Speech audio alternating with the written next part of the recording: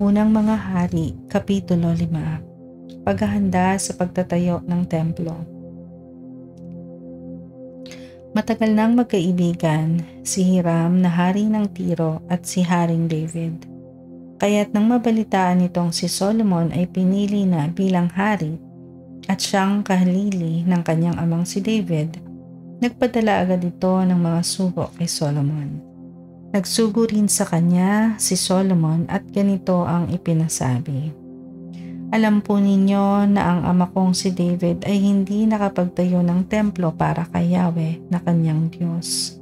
Ito'y dahil sa mga digmaang hinarap niya sa maghabi-habilang panig hanggang sa pagtatagumpayin siya ni Yahweh laban sa lahat niyang mga kaaway.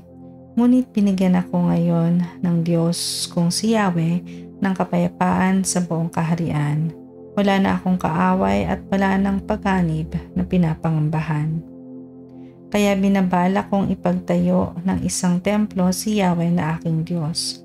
Gaya ng pangako niya sa aking ama, ang anak mo na ang pauupuin ko sa iyong trono bilang kahalili, ang isang magtatayo ng aking templo. Kaya hinihiling ko sa inyong kamahalan na bigyan ako ng mga tauhang puputol ng mga cedar sa Lebanon.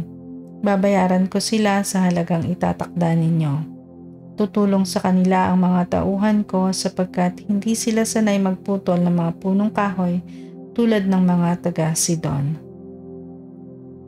Lubos na ikinatuwa ni Hiram nang marinig niya ang kahilingang iyon ni Solomon. Kaya't sinabi niya, purihin si Yahweh sa araw na ito sapagkat binigyan niya si David ng isang anak na marunong mamahala sa kanyang dakilang sambayanan. At ganito ang naging tugon ni Hiram kay Solomon.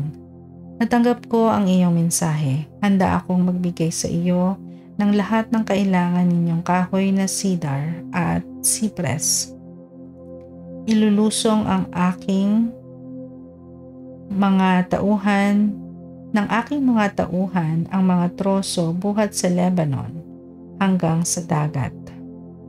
Buhat naman doon ay babalsahin hanggang sa daungan na inyong mapili. Pagdating doon, saka paghihiwalay-hiwalayin upang inyong ipahakot. Bilang kapalit, bibigyan naman ninyo ako ng mga pagkain para sa aking mga tauhan. Kaya't pinadalhan ni Hiram si Solomon ng lahat ng kahoy na cedar at cypress na kailangan nito. Taon-taon naman ay pinadadalhan ni Solomon si Hiram ng 100,000 takal ng trigo at 100,000 galong langis ng olibo para sa mga tauhan nito. Si Solomon nga'y binigyan ni Yahweh ng karunungan tulad ng kanyang ipinangako. Naging magkaibigan sina Solomon at Hiram at gumawa sila ng kasunduan ng pagkakaibigan. Inuutos ni Solomon sa buong Israel ang sapilitang pagtatrabaho ng 30,000 kalalakihan.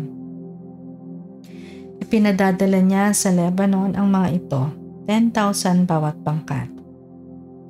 1 buwan sila sa Lebanon at 2 buwan sa kani-kanilang tahanan. Si Adoniram ang tagapangasiwa ng sapilitang paggawang ito. Si Solomon ay may 80,000 tagatibag ng mga bato sa bundok at 70,000 tagahakot ng mga ito.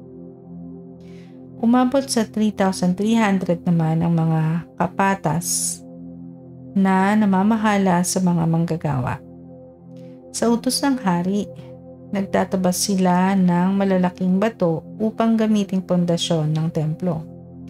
Katulong din ng mga tauhan ni Solomon at ni Hiram ang mga taga-biblos sa pagtibag ng bato at pagputol ng kahoy na ginamit sa pagtatayo ng templo.